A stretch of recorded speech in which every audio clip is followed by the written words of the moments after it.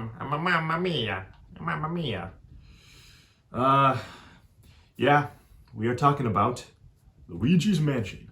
And this came out in 2001 on the Gamecube, and it was a launch title for the Gamecube.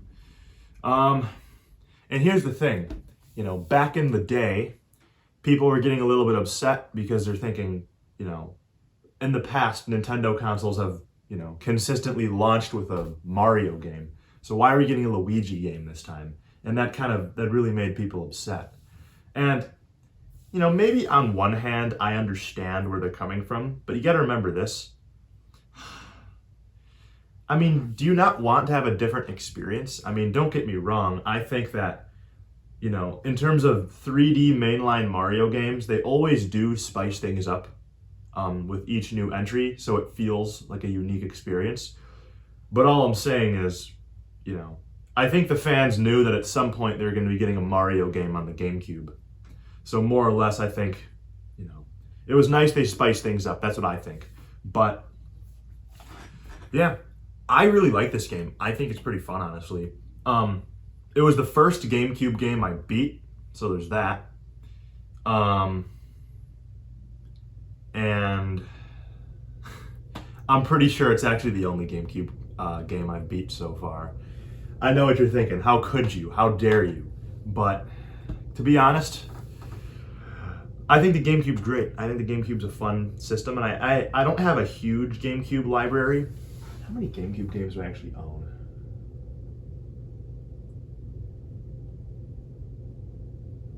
I would say I've probably got 40 GameCube games, so a bit smaller in comparison to some of the other systems I collect for.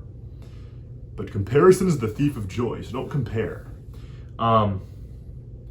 No, yeah, to be completely honest, I'm trying to think here. I am pretty sure that's actually the only GameCube game I've beaten.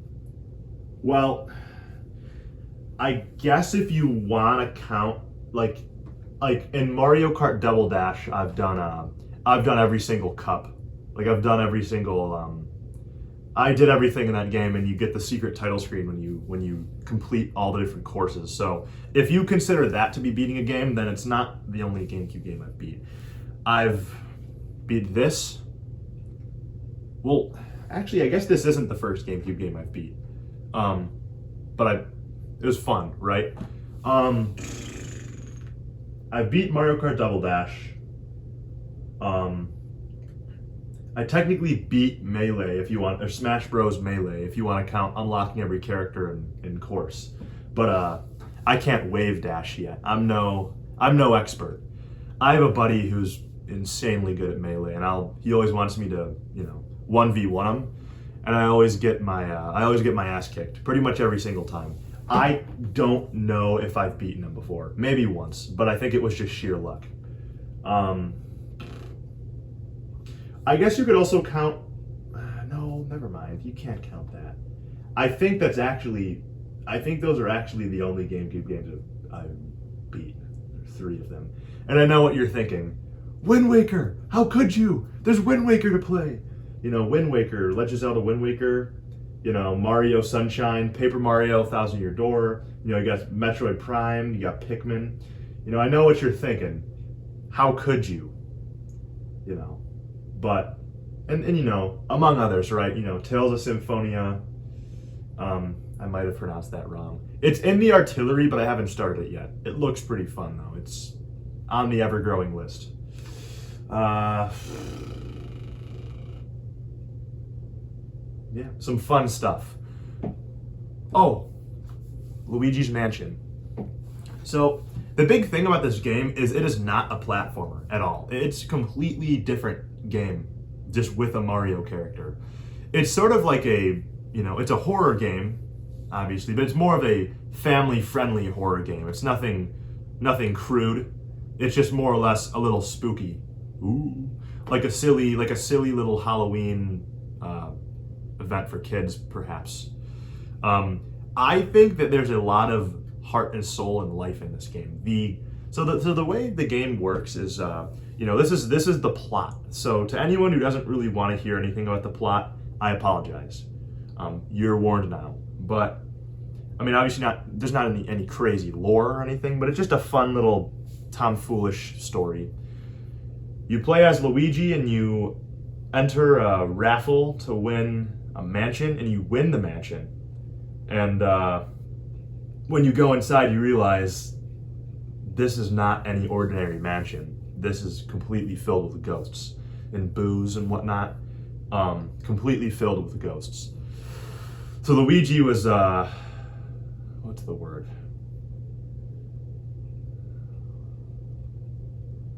Luigi was duped. Luigi was completely duped out of a nice mansion. And now he's got to clear the mansion of ghosts, haunted ghosts. Well, more importantly though, again, anyone who hasn't started this yet, I apologize. But yeah, Mario gets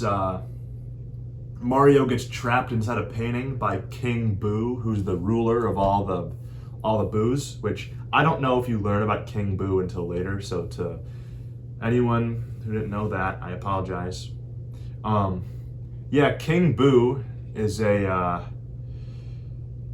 King Boo is, well, the king of all the ghosts. And he's pretty evil. And this is his debut game, is Luigi's Mansion, and he's become a bit of a staple in the Mario franchise. But this is his debut game, and his original design versus what you see now is a little bit different. I think that his original design is very, very sinister. Like, you actually might be like, this guy's kind of scary. And they changed the design when they put him in Mario Kart for Mario Kart Double Dash, and I think that was a huge mistake. I don't know why they would change his design. I mean, I think King Boo, the way he appears in Mario Kart, he's funny. He's a funny character. But, dude, he was sinister in this original release of Luigi's Mansion on the Gamecube. But yeah, the way the gameplay works is you kind of just walk around with the I think it's the Poltegeist. Not the Poltegeist.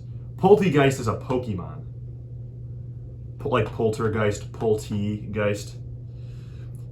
Luigi's contraption that he uses is called the Poltergust 3000.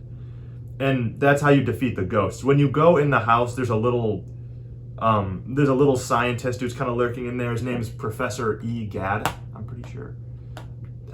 This is coming off the top of my memory, prefrontal cortex. But yeah, Professor E. Gadd, and he entrusts you with the Poltergust 3000 to defeat the ghosts. And it's kind of funny. What's that thing called again? Oh yeah, he gives you a little. It's pretty funny. There's a little menu that you use called the Game Boy Horror in the game, and it displays like all the coins you've got, like the items you've collected. And I think it's a really interesting. I mean, it looks like a Game Boy Color, so I think it's a really funny Easter egg, a really funny reference to a real, Nintendo console. But no, yeah, you just kind of suck up. You're just trying to, rid the house of all the ghosts, right? And I think the gameplay is interesting. You have to like tilt back on the stick and angle it. You gotta like walk on it, like avoid. It's pretty cool the way to catch ghosts. I don't want to say too much, but it's pretty cool the way you catch them. Yeah, collect coins, and there's like a plethora of puzzles to solve. Oh, and the boss fights are pretty fun too. Listen. I think that if I warn you and I say please don't listen to what I'm about to say, if you don't want to be spoiled, please be warned. I could say that, but I think the viewer would fall into the depths of temptation and listen anyway, even if they haven't played Luigi's Mansion. So I'm not gonna say who the final boss is of Luigi's Mansion. I see you. If you haven't played Luigi's Mansion and you plan on it, don't look it up. Just play the game. A big problem with a lot of people is instead of actually playing the game, I understand maybe if you can't afford it, it's expensive, it's hard to come by, or you just have a budget and you're kind of limited. I understand that. But if you're capable of playing a game and then you have the time and you're completely capable, and you choose to just look up on YouTube the full gameplay instead, I mean, that's just lazy. Pick up the controller, and experience the game. It ruins it. It's like this instant gratification bogus. Makes me frustrated. Don't look up on YouTube. Don't spoil yourself on a game you want to play on YouTube. I've done it one too many times, and I'm not proud of it. Try to go in games as blind as you physically can. That's my advice. And I know that I'm a little bit of a hypocrite because I'm here telling you things about Luigi's Mansion that you're gonna learn when you play the game. Maybe slight spoilers, but I apologize. But I will say this. I know I can be a tad bit of a hypocrite. But aren't we all? Right? We just gotta try to be as less of a hypocrite as we physically can. No, but seriously, I don't get it. I really don't get it. People go on YouTube and they look up how to play this game, how to play that. They want their instant gratification. It's like, that's gonna rewire your brain to do really bad things if you that's the thing. That's how our brains work. We work hard, reward.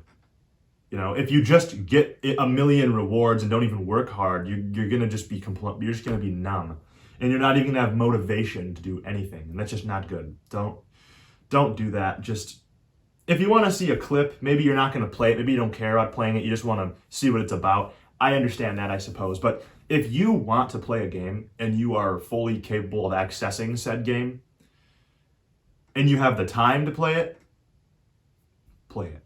Don't look up YouTube videos on what it's like. That's just don't spoil the whole thing, especially if it's a game with a big story. You cannot do that. Do not spoil yourself. Do not do it. It's not worth it, okay? You gotta work that delayed gratification mentality into your brain, I'm into lifting myself, and you need to have delayed gratification, and you need to have a bit of discipline to do that. And, you're not gonna cut it. You can't have this instant gratification, a million rewards with no hustle. It's not gonna work out. It's not gonna work, But I know I've been getting off track really, really bad, but whoops. Yeah, Luigi's Mansion's fun. I'd give it a try. Don't look up all the boss fights on YouTube. You're gonna get spoiled because the final boss of the game is really awesome. And I think if you don't know what it is leading up to the gameplay, I think you're gonna have a nice surprise when you finally get to that part. That's the thing. It's like in life, you gotta work hard to, let's say you have a goal. You can't just press a big red button in that goal. That's just gonna appear in your face. You gotta take the steps. You gotta go through the motions, and that working hard to get things like that. I think it makes you really appreciate actually receiving. You know what I mean? Because if you receive and never work, I'm just talking about generally in life, nothing specific. If you just work, or if you just press a big red button, everything appears in your face, you're not going to appreciate it because it was effortless to get it. Let's say you have to work very hard towards something. Let me say this. You're playing a very difficult game, and then you overcome it. You're going to be really, really, you're just going to feel good. Like, man, if I can achieve this was a difficult triumph, and I persevered. I think that, in life, there's a lot of things that you can persevere over. Quite frankly, you can persevere over anything if you just go through the motions and really try, Rocky style, give it your all, right? So I think it's important that we remember that. You can't just press a big red button and everything just appears in your face. You've got to work hard towards things. You've got to give it your all. You've got to have that hustling mentality. But stay humble in the process, because flaunting's not cool. Again, everyone's a hypocrite to some degree, but still, don't be a flaunter. That's not good. Yeah, I think I'm gonna split. But yeah, no, you should play Luigi's Mansion. It's pretty fun. All right, I'm out of here.